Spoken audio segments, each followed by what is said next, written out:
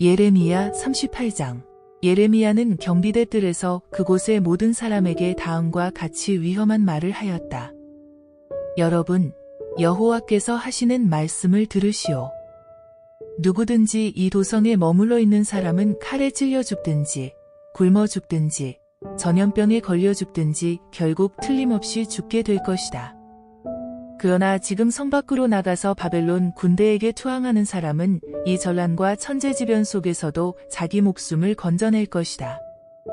이제 너희는 전혀 속지 말아라. 전혀 헛수고도 하지 말아라. 이 도성은 틀림없이 바벨론 군대의 손에 넘어갈 것이다. 바벨론 왕 느부갓네살이 곧 이 도성을 점령할 것이다. 이 말씀은 마단의 아들 스바랴와 바스훌의 아들 그다랴와 셀레미아의 아들 유갈과 달기야의 아들 바스훌 같은 왕궁의 대신들도 함께 들었다. 이들은 예레미야에게서 들은 말씀을 왕에게 전하며 그를 처형해 버리도록 주청하였다. 이런 사람은 당연히 죽여야 합니다. 이런 작자가 돌아다니며 이렇게 더 떠든다면 아직 우리에게 남아있는 군인들이 사기를 잃을 것이며 이 도성에 있는 백성이 모두 낙담할 것입니다. 이 사람은 이 나라와 민족의 존속과 승리를 원하지 않고 오히려 자기 나라가 멸망하기를 바라고 있습니다. 왕이 대신들에게 예레미야를 마음대로 처분하라고 하였다. 이제 예레미야는 여러분의 마음대로 처단하시오. 나는 여러분의 뜻을 거스를 수가 없소. 그러자 대신들이 예레미야를 끌어다가 왕자 말기야의 샘에 집어넣었다. 그 샘은 경비대 뜰에 있는 것으로 아주 깊기 때문에 사람들이 예레미야를 밧줄에 매달아 샘 속으로 내려놓았다. 다행히 샘의 밑바닥에는 물이 없고 진흙만 있었기 때문에 예레미야는 그 진흙 속에 빠져 있었다. 유다 왕궁에는 환관으로 일하는 구스 사람 에벤멜렉이 있었다. 그는 예레미야의 위급한 소식을 듣고 곧 왕궁을 떠나 왕을 찾아 나섰다. 때마침 왕은 적에게 공격당하기 쉬운 북쪽의 베냐민 성문에서 독전을 하고 있었다. 에벤멜렉이 왕에게 아뢰었다. 임금님, 지금 이 나라 사람들이 예언자 예레미야에게 하는 일은 지극히 부당하고 흉악할 따름입니다. 그들은 방금 예레미야를 깊은 샘 속에 집어 던졌습니다. 그는 곧 물속에 잠겨서 추위와 굶주림에 시달리다가 죽을 것입니다. 그러지 않아도 이 도성에는 떡이 떨어져서 더 이상 먹을 것도 없습니다. 그러자 왕이 그에게 명령하였다. 그대는 어서 이곳에 있는 군인 30명을 데리고 가 그가 죽기 전에 샘에서 끌어내시오. 슬기롭고 사려가 깊은 에벤멜렉은 군인들을 데리고 왕궁의 의복 창고로 들어가서 헤어지고 찢어진 옷조각들을 꺼내갔다.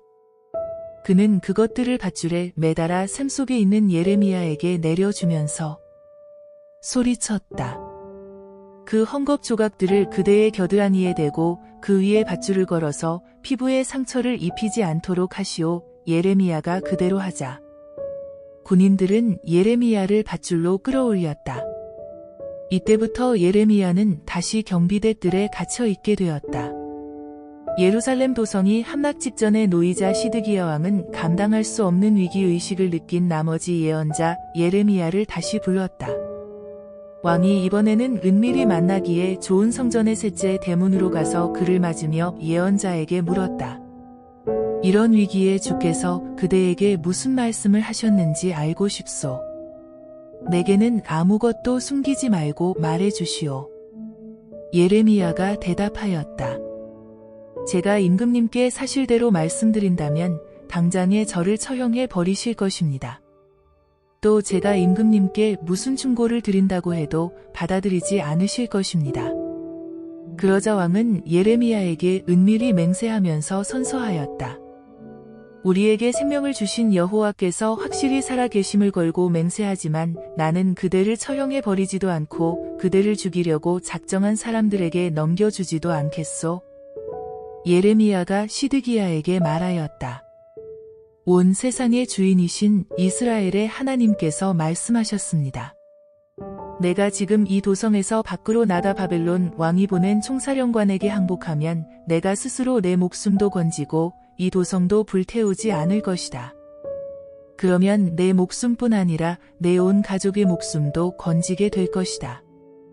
그러나 내가 끝까지 이 도성에 숨어 있으면 이 도성이 바벨론 군인들의 소나귀에 들어가서 모조리 불타고 말 것이다. 그때에는 너도 그들의 손에서 벗어날 길이 없을 것이다.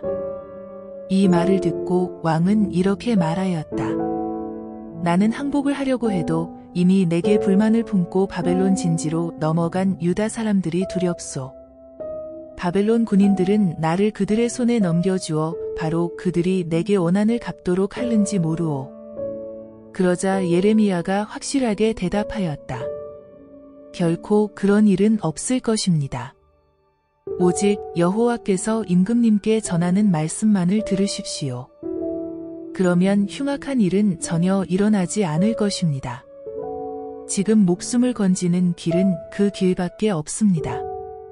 그러나 임금님께서 항복하는 것을 거부하신다면 여호와께서 제게 보여주신 그 무서운 장면이 그대로 현실이 되고 말 것입니다. 여호와께서 제게 끔찍한 환상을 보여주셨습니다. 유다 왕궁에 남아있던 모든 여인이 바벨론 군대의 사령관들에게로 끌려가면서 자신의 운명을 탄식하고 임금님을 조롱하였는데 그 내용은 지극히 구슬픈 비가였습니다. 왕의 좋은 친구들이 뭐냐?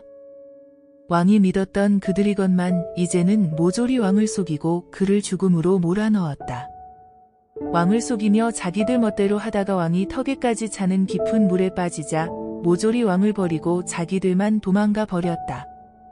결국 임금님의 모든 아내와 자녀들도 바벨론 군대에게 끌려가고 임금님 자신마저도 그들의 소나귀에서 빠져나갈 수가 없을 것입니다.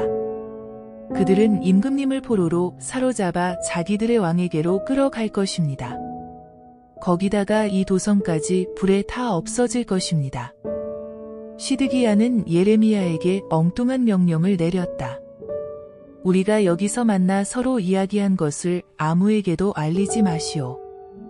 만약 알리는 날에는 그대가 죽을 줄 아시오.